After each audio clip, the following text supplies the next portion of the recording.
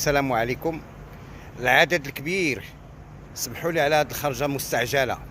العدد الكبير من الناس ومن كبار العيان واللي صحاب واللي ضد أخنوش وصحفيين مرموقين تيقولوا على راسهم تيطيروا بالطيارة فوق من الساتيليت ديال ليسباس فيكتوريال، كيقلبوا على الوثائق ديال مورا أخنوش ديال البترول، الوثائق ديال البترول اللي كيهرب من روسيا، اللي داير فيها الدبشخي بالسوق السوداء ودير فيها الترافيك ودير فيها العداد، حتى وداروا عليها محاضرات ومناورات قيمة.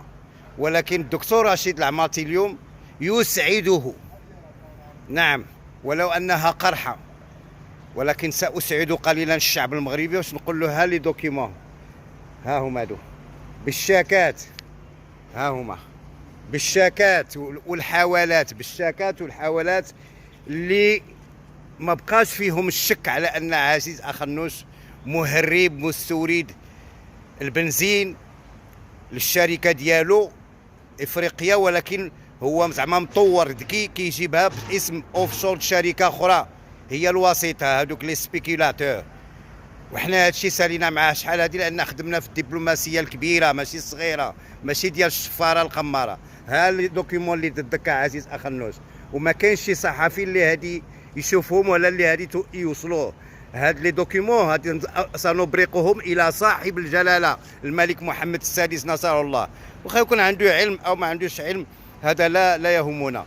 وسنبرقها كذلك الى محامي التجمع المغربي للتنميه وانشاء الديمقراطيه وانشاء اقتصاد تشاركي ماشي اشتراكي في المغرب، اللي هو التجمع ديالي وديال ولاد الشعب وديال مغاربه العالم 6 المليون. هاد لي دوكيمون هما واصلينهم دابا باش نبينوا، غادي يخرجوا في جون افريك وفي الفيغارو وجميع المجلات الكبار، باش نبينوا للمغرب ان احنا ما كنتهموكش انك انت ولد الحرام مقطر، انك شفار عتيق، وانك مهرب، وانك سارق، وانك ناهب.